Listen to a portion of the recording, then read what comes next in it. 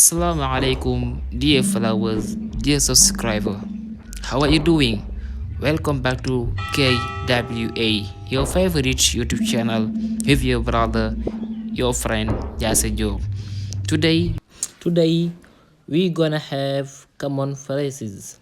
Assalamu alaikum mbokk yi maa leen ziar di leen nuyu. Seen mbokk Jase Job moo dikkaat seen YouTube kaay wax anglais jaaree ko ci wolof. Tey nag dinañ am common phrases daa leen jox juróom-ñetti phrase yoo xam te nii yu neex lay nekk ak ni ñu koy waxee ci olof incha allah. bi njëkk am mooy come on come on come on boo ko déggee mooy kaay fii. I can not come. I can't come mooy mënumaa ñëw.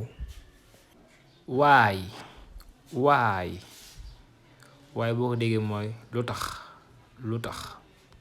Because I am tired.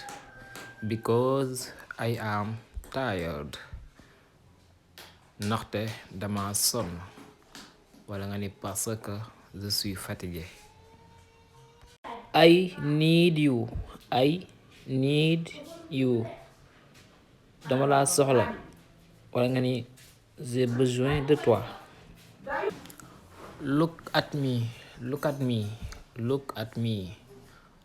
boo ko déggee mooy xool ma ci bët wala nga ne xool ma. I want to sleep dama bëgg nelaw ba tey nga ni bu dee français nga ni je veux dormir. Where is the bed ana lal bi où est le lit. moo nekkoon suñu leçon di leen ñaan ngeen abonné bës ko notification bi pour que leçon bu dugg rek ngeen mën kaa seen incha allah.